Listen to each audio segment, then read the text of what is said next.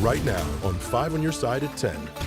Tonight, taking an old hotel and turning it into a ray of hope for battered women. One woman's dream to make it happen. Weekend warm. It will feel more like summer than autumn, but will any records fall? And our top story, private policing. Our goal is to help make sure that there isn't crime occurring in the area that we're patrolling, or at least we're trying to deter it.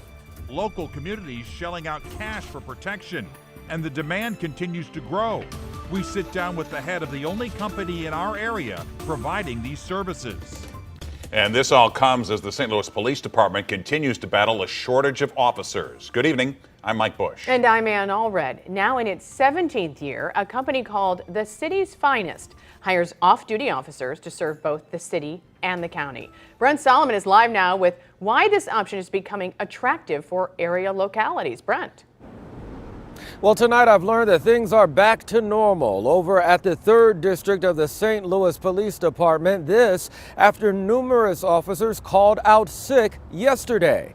That led to officers from the 4th District having to cover for those in the 3rd District. Tonight, there's a local company that says it can help in situations like this. A simple stroll down the block has a much larger purpose. It's a perception of safety. Somebody that wants to do a criminal act sees an officer there, and hopefully it deters them from doing that. The St. Louis police officer you see here in uniform is working his second gig, patrolling the Central West End on behalf of the city's finest security company. Well, I know what it's like to come in and work from 7 a.m. to 3 p.m. and then you get off. And then, a lot of officers use secondary for that purpose, is to supplement their income. The company only allows officers to work 4-hour shifts to prevent fatigue.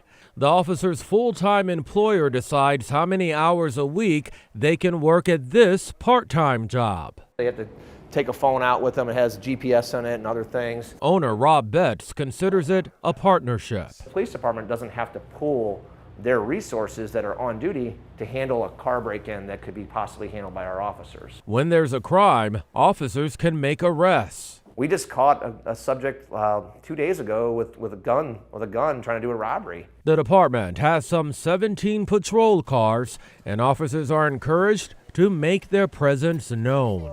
Down low, too fast. All right, good work. We asked them to go out, patrol, and be highly visible. We do nothing but help the city. Now, the city's finest also employs more than a dozen security officers for local businesses. They also have community ambassadors who patrol on bike. Meantime, the St. Louis Police Department tells us increased starting pay and raises are helping make the department more competitive. Mike. Brent, thanks. We are following breaking news right now. Let's take a live look from the scene of a shooting in South St. Louis. You can see it is a very active scene. This is near Gravois and Grand. We have just learned a woman was shot in the head. We'll bring you new information as soon as we get it. The man charged in a February crash that caused a teenager to lose both her legs will go to trial next spring. Daniel Riley is accused of crashing into Janae Edmondson while she was in town for a volleyball tournament earlier this year. The teenager from Tennessee was struck as she was walking in downtown St. Louis. Prosecutors say Riley was out on bond when that crash happened. A jury trial for Riley is set for March 4th. New tonight, Gypsy Rose Blanchard will be released from prison this winter, 3 years before her original release. She is serving a 10-year sentence after pleading guilty to second-degree murder in the death of her mother. Dee Dee Blanchard forced Gypsy Rose to undergo unnecessary medical procedures as part of a fraud scheme. Gypsy Rose's boyfriend, Nicholas Godejohn, is serving a life sentence for the murder. 2 nights ago, a hailstorm damaged cars and homes in the Wentzville area. New tonight, we're learning a high school marching band was also impacted by that severe weather. Hail pounded a trailer North Point High School students had worked years to get. Our Robert Townsend reports the setback has left band members concerned about their next move.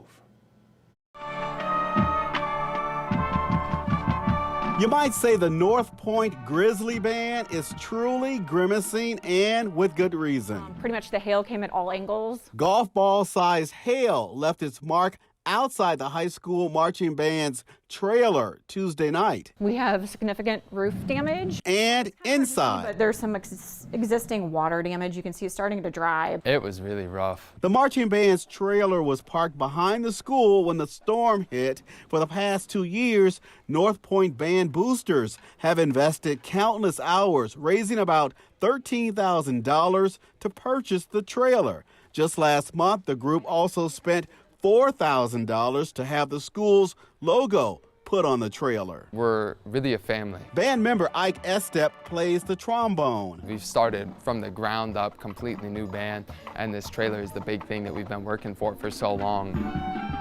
The band needs the trailer to travel and compete and haul their instruments and equipment. Band boosters have insurance. We don't know what the outcome of the appraisal will be. However, if we do have to start from scratch, it'll significantly impact us. We will have to start over with our fundraising efforts. Pride, passion, purpose, that's the marching band's motto, you bet. Now, more than ever, they are holding on to that as they march through this tough time. Their next big competition is more than a week away in Belleville. We can only keep ourselves positive. We're not sure how it'll turn out, but I'm hoping for the best. Robert Townsend, 5 Your Side. Wentzville High School Band Boosters annual car raffle is their biggest fundraiser. It'll be held on October 24th, and organizers hope it will help raise money to either repair or replace the school's damaged trailer.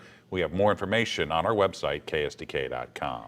Hours ago, the St. Peter's Board of Aldermen unanimously passed a bill that would ban panhandling in the streets. It prohibits people from being in the street and interfering with or disrupting traffic. It would also stop people from touching a car or the driver and from distributing anything or receiving items from a car. People opposed to the bill say it unfairly targets the unhoused population. Right now, lawmakers are working on ways to avoid a government shutdown. Today, the Senate leadership advanced a bill to fund the government through November 17th. While it's poised to pass in the Senate, it might not make it through the House. Some Republican congressmen say they want more spending cuts in the short-term resolution. With no deal in sight, the paychecks of millions of Americans are on the line. The deadline for a deal is Saturday night. St. Louis will soon have another pediatric hospital. SSM Health announced earlier their plans to open a new facility that will replace Cardinal Glennon Children's Hospital. I attended the groundbreaking of the soon-to-be state-of-the-art facility. Current and former patients were also at today's ceremony, along with their caregivers, putting those shovels in the dirt. SSM Health's CEO says the new hospital will build onto the legacy of what is already happening at Cardinal Glennon, and the new hospital building will open in 2027.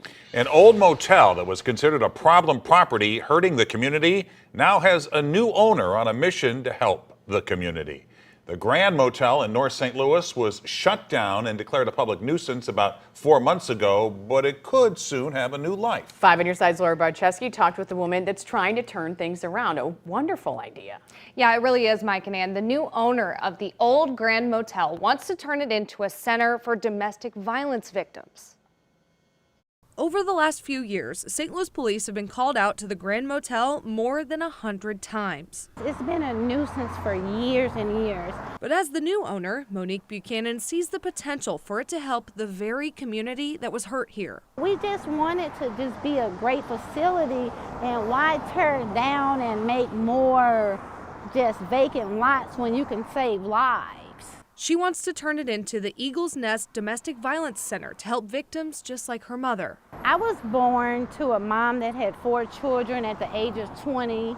My biological dad was a heroin addict, so I'm very passionate about survivorship. Buchanan wants the center to help trauma survivors with everything: a safe and fully furnished place to live, mental and physical health services, and jobs. So each room will have single people. For each person will have their own kitchenette with a kitchen, a stove, refrigerator, bed. We're going to do a total renovation of the property. She says she's modeling it after another successful nonprofit living complex, Doorways, which helps people living with HIV/AIDS. Well, it's amazing what a home can do. Doorways president and CEO Opal Jones says we need more properties like this in St. Louis. Obviously, there needs to be more because what we have is just a drop in the bucket. It's hard right now. Rents are sky high. it's just hard to get by in general. And then when you start complicating matters with disease, with domestic violence, and all of these other traumas that people experience, it's just a tough time to survive. Buchanan says she now has to get the public nuisance order lifted, which states the property is supposed to be closed for a year. The city did not provide a comment on the new plans, but we have a link where you can donate to help her out on KSDK.com.